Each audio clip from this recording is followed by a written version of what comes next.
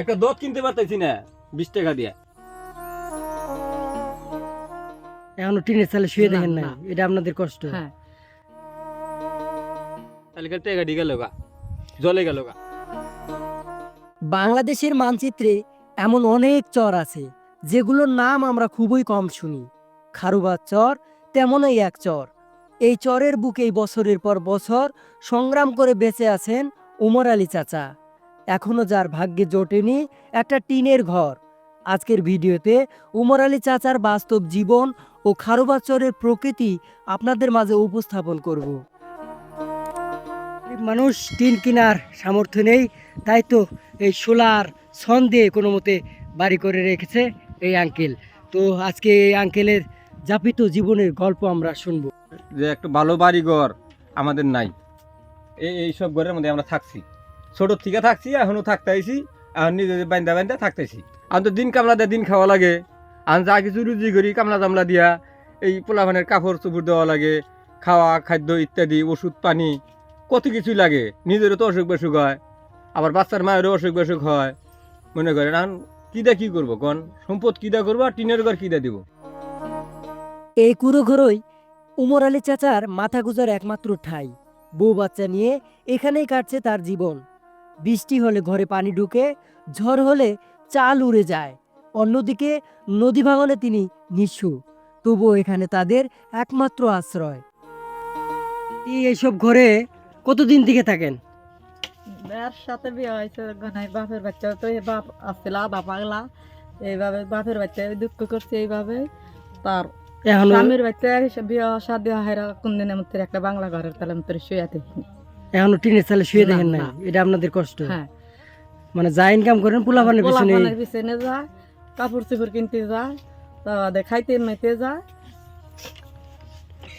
তো দেখুন এই সব ঘর দূর থেকে দেখতে সুন্দর, কিন্তু এই সব ঘরের যে করুণ কষ্টের গল্প, সেটা যদি একবার দেখতেন বা কাছ থেকে দেখতেন বা শুনতেন, তাহলে আপনি হতভম্ব হয়ে যেতেন।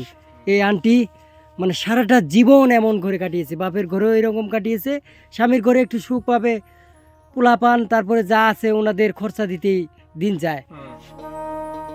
সংসার চালানোর দায় শুধু ওমর আলী চাচার নয়, তার স্ত্রীও প্রতিদিন তার সাথেই সংগ্রাম করেন। সীমিত খাবার, অনিশ্চিত ভবিষ্যৎ, তবুও চোখে মুখে আছে বেঁচে থাকার অদম্য জেদ। এ হলো আঙ্কেলের বাড়ি। আঙ্কেলের নাম কি?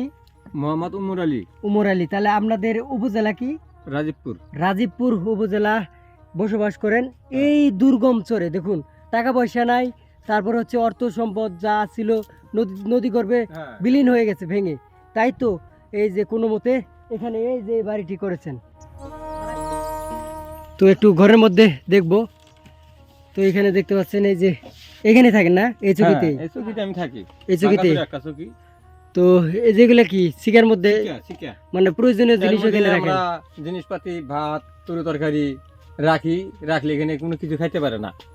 বিড়াল অথবা কুরকা মুরগি আছে, সেটা খাইতে পারে না, সেই কারণে এই শিকা বানাইছে। তো দেখুন এই যে বিড়ালের ভয়ে বা মুরগির ভয়ে যে সবকিছু তো বানাইছে। শিকাতে একটু উপরেতে রেখে দিচ্ছে। এটা হচ্ছে মাছা, মাছা। মানে কেবল বাড়িটা শুরু করছে। হ্যাঁ, সবাই মাত্র বানাইতেছি, আমার কাজ ক্লিয়ার হয় না এখনো।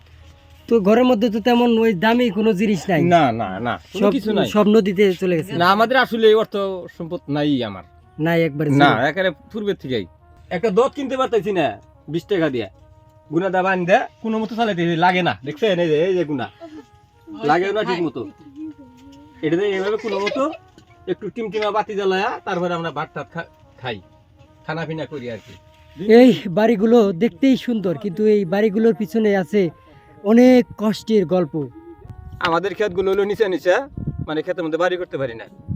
তখন বাপের ক্ষেত বন্দুক নাগাইছি, নাগায়া তারপরে এই কিছু টাকা দিয়ে এই 6 কাঠা জমি নিছি।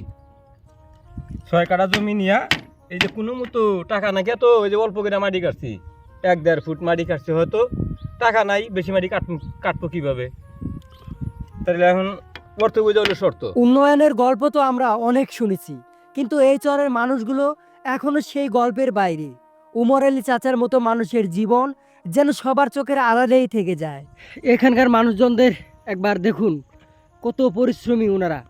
এখনো সূর্য ওঠেনি পূর্ব আকাশে, কিন্তু মাঠে নেমে পড়েছেন।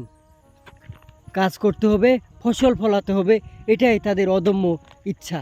আসসালামু আলাইকুম, কেমন আছেন? ভালো আছে। এত সকাল, মানে সূর্য ওঠে নাই, এত সকালে এসে পড়ছেন, কাজও তো অনেকখানি করছেন। হ্যাঁ, আমরা ভাই কৃষক মানুষ, আমাদের কাজ করে খাইতেই হয়। এই জন্য এত সকালে চলে আসছেন। খাওয়া দাওয়া করে আসছেন কি সকালে? না। যাইয়া খাবেন? হ্যাঁ। তো দেখুন, এখন পর্যন্ত খাওয়া দাওয়া করে নাই, মানে এই কাজ শেষ করে তারপরে খাবে। একটা বার ভাবুন এখানকার কৃষকরা কতটা পরিশ্রমী, কতটা ত্যাগী।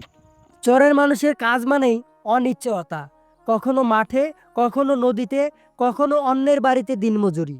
কাজ থাকলে পেটে ভাত, না থাকলে উপোস। তো দেখুন প্রতিভা, দেখুন এই যে মোটরটা এইভাবে লাগাইছে, এটা বাতাসে ঘুরবে আর এখান দিয়ে বিদ্যুৎ উৎপন্ন হবে। আর এই বিদ্যুৎটা দিয়ে কিন্তু তুমি কি কি কাজ করছো, মানে লাইট জ্বালাও, মোবাইল চার্জ করো এবং ব্যাটারি চার্জ করো। তো দেখুন প্রতিভা, দেখুন তো উপরে উঠাও। তো উপর দিক দিলেই এটা কিন্তু অনবরত এই যে প্রাকৃতির যে কৃত্রিম বাতাস, সেটাতে কিন্তু ঘুরতেছে মোটরে। আর মোটর ঘুরলে যে এখানে চার্জ উৎপন্ন হয় সেটা আপনারা কিন্তু জানেন।